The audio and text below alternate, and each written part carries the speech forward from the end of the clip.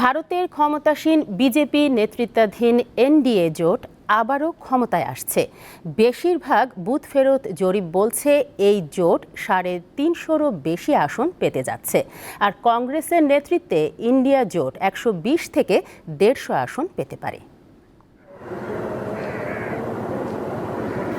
ভারতের লোকসভা নির্বাচনে সপ্তম দফার ভোট গ্রহণ শেষ হওয়ার সঙ্গে সঙ্গে বুথ ফেরত জরিপের ফল আসতে থাকে। ইন্ডিয়া নিউজ দি ডায়নামিক্সের জরিপ অনুযায়ী বিজেপির নেতৃত্বাধীন এনডিএ জোট পেতে পারে ৩৭১ আসন, আর কংগ্রেসের নেতৃত্বে ইন্ডিয়া জোট পাবে ১২৫ আসন।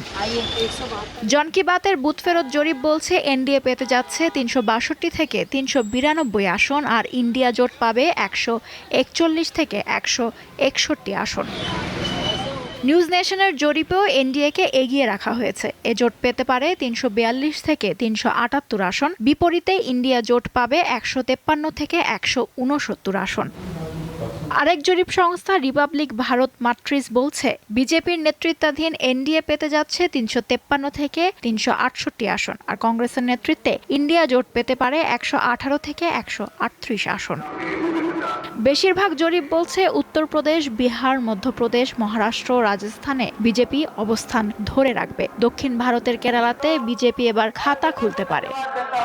কয়েকটি সংস্থা বলছে পশ্চিমবঙ্গে মমতা বন্দ্যোপাধ্যায়ের তৃণমূল কংগ্রেসের চেয়ে বেশি আসন পেতে পারে প্রধানমন্ত্রী নরেন্দ্র মোদীর দল বিজেপি। তৃণমূলের আসন কমে হতে পারে ১৫, আর বিজেপির বেড়ে দাঁড়াতে পারে ২৫। বুথ ফেরত জরিপের ফল ঠিক থাকলে তৃতীয়বারের মতো সরকার গঠন করতে যাচ্ছেন নরেন্দ্র মোদী। প্রায় ৬ সপ্তাহ ধরে ৭ ধাপে বিশ্বের বৃহত্তম গণতান্ত্রিক দেশ ভারতের লোকসভা নির্বাচন হয়। ৪ জুন আনুষ্ঠানিক ফল ঘোষণা করবে নির্বাচন কমিশন। লুৎফা ফৌজিয়া, দীপ্ত, বার্তাকক্ষ।